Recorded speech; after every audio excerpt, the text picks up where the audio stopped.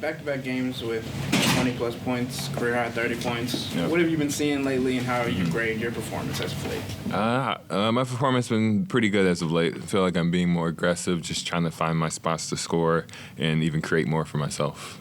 I mean, you also had 6 assists. You've had that the last couple of games. Right. How have you seen your passing game grow? I feel like I'm going slower with the ball. I'm being more methodical about making the right pass. I'm not just looking to swing the ball and go set a pick and roll. I'm starting to look more for cutters and people slashing to the rim. Brian, this with the Big Journal. What have you thought of the way that Craig Porter Jr. has handled himself, especially late in fourth quarters? He's handled himself excellent. You wouldn't even know he's a rookie out there going about how he does his business. He seems poised with the ball. We trust him with all his turnaround jumpers. His mid-range shots. He's been excellent.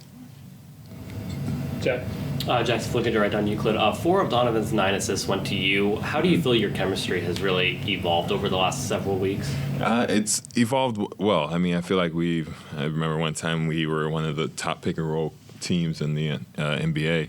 But, we're starting to look for each other more. I can say I'm looking for him too since I'm passing it more. But it's just evolved into if you guard him, if 2 people go to him, he's going to hit me or vice versa. So it's evolved greatly.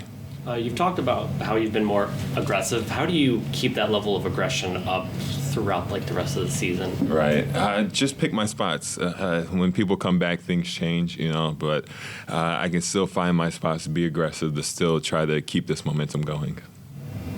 We've seen Craig be a starter. We've seen him in the bench role. He's never seemed like he's been phased in either role. What have you seen from him as a rookie growing this entire season?